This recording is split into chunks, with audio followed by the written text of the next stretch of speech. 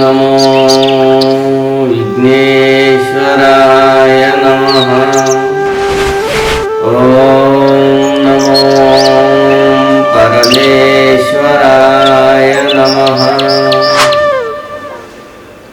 ఓం నమో నారాయణాయ నమః. ఓం శాంతి శాంతి శాంతి. ఇక రెండవ అంశం, మనం భోజన పాత్రను ఛాతీ ఎగువ ప్రదేశంలో ఉంచి భోజనం చేయకూడదు అన్న అంశాన్ని గురించి. అలా ఛాతీ పైభాగాన ఉంచి మనం భోజనం చేసేటటువంటి సందర్భం ఏమిటి అంటే, బఫ్ సిస్టంలో మాత్రమే మనం అలా భోజనం చేస్తాము. బఫ్ సిస్టమ్ అంటే బఫెలో సిస్టమ్ అని అర్థం. బఫెలోస్ అంటే పశువులు. అవి నడుస్తూ ఎంత ఆహారం దొరికితే అంత తన జీర్ణాశయంలోనికి పంపించి వేస్తుంది. ఆ పశువులు ఎంత ఆహారం దొరికితే అంత ఆహారాన్ని తన జీర్ణాశయంలోకి పంపించినా కూడా వాటికి నెమరు వేసేటటువంటి శక్తి ఉంటుంది. కాబట్టి మరలా ఆ జీర్ణాశయంలో ఉన్నటువంటి ఆహారాన్ని నోటిలోనికి తెచ్చుకొని నెమరు వేస్తూ మరలా జీర్ణాశయంలోకి పంపించి వేసేటటువంటి శక్తి ఉంది. కాబట్టి ఆ పరమేశ్వరుడు వాటిని బఫ్ సిస్టంలో తినమని చెప్పాడు. కానీ మనల్ని ఆ విధంగా తినమని చెప్పలేదు. మనకు నెమరు వేసేటటువంటి సామర్థ్యం అనేది, ఆహారాన్ని నెమరు వేసే సామర్థ్యం అనేది మనకు లేదు. కాబట్టి అలా మనం ఆహారాన్ని తీసుకోవడం మూలంగా మన జీర్ణాశయం అనేది స్థితిస్థాపక శక్తి అంటే సాగే గుణాన్ని కలిగి ఉంటుంది. కాబట్టి మనం ఎంత ఆహారాన్ని లోనికి పంపిస్తే అంత ఆహారం లోనికి వెళ్ళిపోతుంది. ఆ విధంగా లోనికి వెళ్ళడం మూలంగా మనకు అధిక బరువు సమస్య అనేది ఎదుర్కోవాల్సి వస్తుంది. కాబట్టి నేటి కాలంలో మనం బఫెలో సిస్టంలోనే మనం ఆహారాన్ని ప్రతినిత్యం తీసుకుంటూ ఉన్నాము. కాబట్టి ఈ రకమైనటువంటి సమస్యలు మనకు ఎదురవుతూ ఉన్నవి. ఆదరా బాదరాగా ఉద్యోగాలకు వెళ్తూ, పిల్లలు చదువు కోసం పాఠశాలకు వెళ్తూ, వాడు నిలబడే ఆ తల్లి భోజనాన్ని తినిపిస్తూ ఉంటుంది. వాడు నిలబడే తింటూ ఏదో తిన్నామా తినలేదా అన్నట్టుగా తింటూ వెళ్ళిపోతూ ఉన్నాడు. కాబట్టి నేటి కాలంలో అధిక బరువు సమస్య అనేది మనం ఎక్కువగా ఎదుర్కొంటున్నాం. కాబట్టి ఛాతీ పైభాగాన ఉంచి భోజనం చేయడం నీకు అశుభం. ఇక రెండవ అంశాన్ని గురించి తెలుసుకుందాం. మనం వాస్తవానికి ఎడమ చేతితో భోజన పాత్రను పట్టుకొని పవిత్రమైనటువంటి ఆ భోజనాన్ని తీసుకోకూడదు. అపవిత్రమైనటువంటి ఎడమ చేతితో ఆ పవిత్రమైనటువంటి అన్నపూర్ణామాతను తాకరాదు. వాస్తవానికి భోజన సమయంలో ఎడమ చేతిని వాడను కూడా వాడకూడదు. అలా మనం వాడి తింటూ ఉన్నాము కాబట్టి మనకు జీర్ణాశయ రోగాలు అనేవి వస్తున్నాయి. అలా ఎందుకు వస్తున్నావి అంటే, మనం ఎడమ చేతిని వాడినప్పుడు ఛాతీ పైభాగంలో మనం ఆహార పాత్రను పట్టుకొని తింటూ ఉండడం మూలంగా మనకు ఈ జీర్ణాశయ సమస్యలు వస్తున్నాయి. అలా ఎందుకు అంటే, రెక్కాడితే కానీ డొక్కాడుతుంది అని మనకు ప్రాచీనులు తెలియజేసినటువంటి ఒక సామెత. నేటి కాలంలో మనం రెక్కలు ఆడించే పని ఏ మాత్రం చేయడం లేదు. కాబట్టి కనీసం భోజనం చేసే సమయంలోనైనా డొక్క భాగానికి అంటే జీర్ణాశయ భాగానికి వ్యాయామం కల్పిస్తే మంచిది. కానీ మనం ఎడమ చేతితో పాత్రను పట్టుకొని మనం భోజనం చేస్తూ ఉన్నప్పుడు డొక్క భాగానికి ఏ మాత్రం అంటే మన జీర్ణాశయ కండరాలకు ఏ మాత్రము పని మనం చెప్పము కాబట్టి ఆ జీర్ణాశయ భాగాలు ఏ మాత్రం పని వ్యాయామం అనేది జరగదు కాబట్టి మనకు జీర్ణాశయ సంబంధమైన అజీర్ణ రోగాలు అనేవి వస్తూ ఉన్నారు. ఇక మూడవ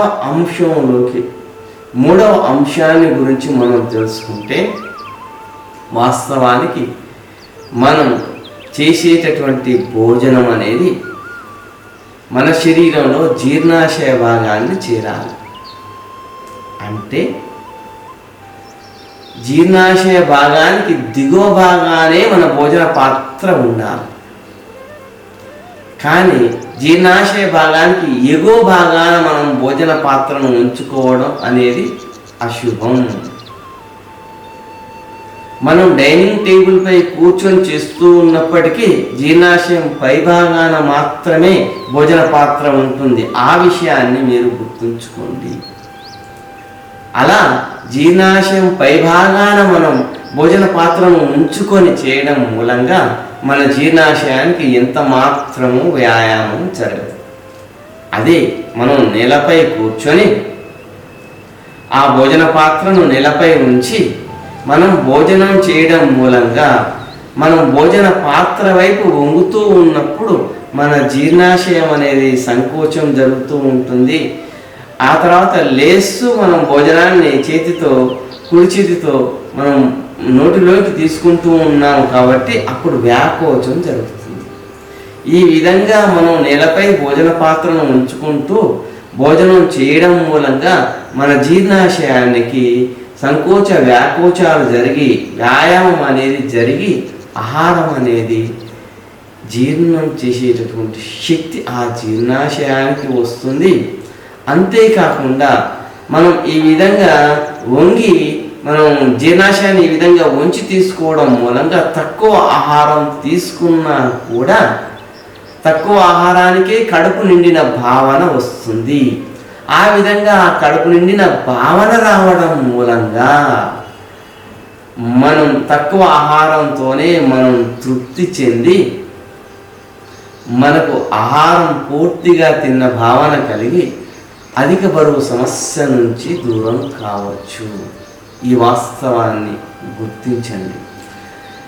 మరీ మంచిది ఏమిటంటే నేల కంటే 1-2 ఇంచుల ఉన్నటువంటి పీటపై కూర్చొని భోజనం చేయడం మూలంగా మరింత ఎక్కువగా మనం భోజన పాత్ర వైపు వంగవలసి వస్తుంది. కాబట్టి ఆ విధంగా మనం భోజనం చేసే సమయంలో ఒక పీటను అమర్చుకొని అదే 1-2 ఇంచులు లేదా 2-3 ఇంచులు ఉన్నటువంటి పీటను మాత్రమే ఎంచుకొని మనం భోజనం సమయంలో ఆ పీటపై కూర్చొని భోజనం చేయడం అనేది మరీ ఉత్తమం. ఈ వాస్తవాన్ని గమనించండి. మన జీర్ణాశయానికి మనం ఏ సందర్భంలో వ్యాయామం ఇవ్వడం లేదు, రెక్కలాడించేటటువంటి పనులు చేయడం లేదు. కనీసం భోజన సమయంలోనైనా ఈ విధంగా చేద్దాం. మన జీర్ణాశయానికి వ్యాయామాన్ని కల్పిద్దాం. మన జీవితాన్ని మనం బాగుపరుచుకుందాం. పొద్దులా మనం భోజనం చేస్తున్నప్పుడు పొద్దులా మనం ఈ విధంగా కూర్చొని చేయడం మూలంగా మన జీర్ణాశయానికి వ్యాయామం అనేది జరిగి మన జీవితం బాగుంటుంది.